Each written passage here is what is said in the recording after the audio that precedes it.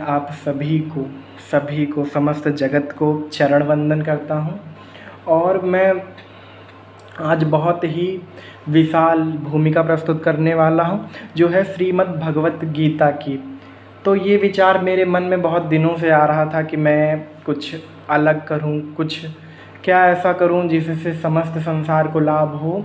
और इसके खोज में या तलाश में मैं ढेर सारी किताबें पढ़ा। इसी में एक जो मैंने पढ़ा, तो जब मैंने पहली बार भगवत गीता को खोला तो बस जस्ट अ बुक मैंने पढ़ा और पढ़ के बंद कर दिया। मेरे मन में बस एक विचार आया, वो ये था कि मैं भगवत गीता को लोगों को बताऊं या सुनाऊं, या उससे मैंने क्या सीखा मैं ये बताऊं। तो जब मैंने अपने आसपास के लोगों से कहा कि मैं ये करना चाहता हूं या ये बताना चाहता हूं, तो वो लोग मुझ पे हंसने लगे। बोले कि तुम भगवत गीता, तुम संत बनोगे क्या, तुम्हारे अंदर ये गुण है? मैंने कहा नहीं है। मैं उस वक्त चुप हो गया। उन्होंने कहा तुम ही लोग सुनेंगे, तुम्हें लोग क्यों सुनेंगे, तुम में ऐसा क्या खास है? मेरे पास इसका भी कोई उत्तर नहीं था कि मुझे लोग क्यों सुनेंगे या श्रीमद् भगवत गीता को क्यों सुनेंगे। मेरे पास इसके अभी भी उत्तर नहीं थे। लेकिन जब मैंने फिर से दोबारा पढ़ा भगवत गीता को, मेरा मन हुआ, जब मैं आधी बुक पर पहुंचा तो मैंने ढेर सारी चीज़ों को बदलते हुए देखा। मैंने देखा कि जो हूँ, मैं ही ब्रह्मास्मि में हूँ। जो मैं करूँगा वही होगा, जो जैसा मैं चाहूँगा वैसा होगा। अगर मैं सत्य की राह पे हूँ तो मुझे कोई भी नहीं गिरा सकता। कोई का मतलब अर्थात कोई नहीं। तो इसीलिए मैंने निश्चय किया कि मैं समस्त जगत को या फिर समस्त जितने भी लोग हैं जिन तक मैं ये पहुंचा सकता हूं, मैं पहुंचाने की कोशिश करूंगा। और आज सच में मानव के पास इतना वक्त नहीं है कि वह लोगों तक अपनी बात को पहुंचा पाए या कह पाए, या फिर सच में इतना वक्त नहीं होता है। लोग सोचते हैं कि मैं क्या इस बुक को पढूं, मेरा जीवन बदलेगा या नहीं बदलेगा। लोग क्या करते हैं, बस सुनते हैं, इधर से सुनते हैं उधर से निकाल देते हैं। बस एक कान से सुना दूसरे कान से निकाल दिया।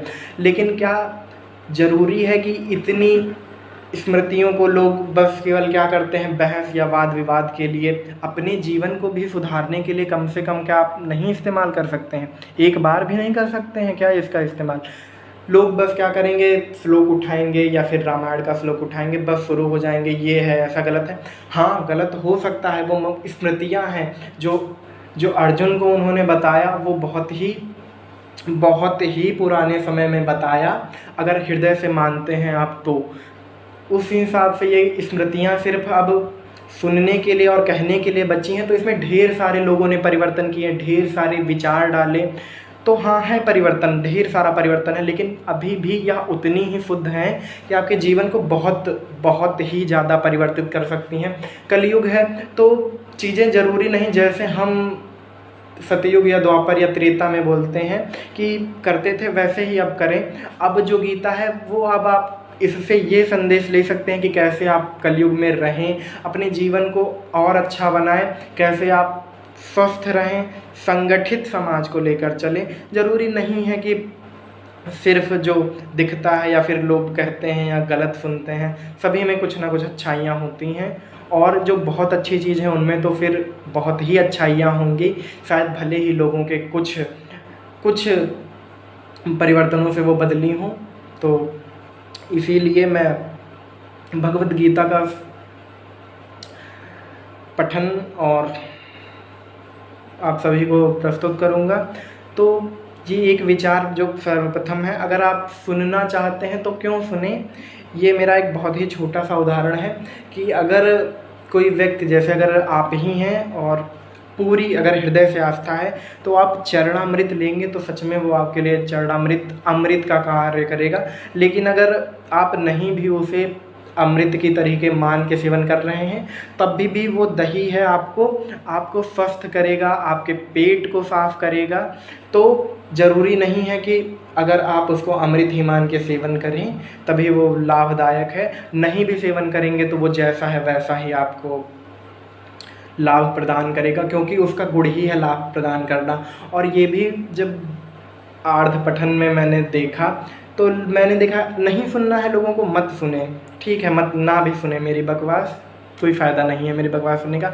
लेकिन मेरा क्या है, अगर उनका ऑरा है उसे ना सुनना तो मेरा ऑरा है, मुझे कहना है, बताना है, समस्त जगत को बताना है कितनी भव्य है हमारी गीता। तो इसलिए मैं अपना कार्य करूँगा, जिन्हें अपना कार्य करना है वो अपना कार्य करें। मैंने जब सोचा कि कुछ ऐसा करूँगा जिससे मैं प्रसिद्ध हूँ, प्रतिष्ठित हूँ, जब मैंने गीता पढ़ा तो क्या सिर्फ ये इतना तुच्छ सा विचार कि मैं सिर्फ प्रसिद्ध हो जाऊं या फिर प्रतिष्ठित हूं, बस इसलिए नहीं होना ऐसा प्रसिद्ध और प्रतिष्ठित जिसमें इस समय मोह हो, लोभ हो, लालच हो। तो क्या करना है इन सब का? इसलिए जिसको सुनना होगा वो संपूर्ण हृदय से सुनेगा, और जिसको नहीं सुनना होगा वो ना सुने नहीं। मैं क्षमा चाहूँगा आप सभी को, लेकिन अगर आपका हृदय है तो बिल्कुल हृदय से सुनिए, और नहीं भी है तो शायद सुनिए, आपके जीवन को ये परिवर्तित कर सके। जय श्री कृष्ण।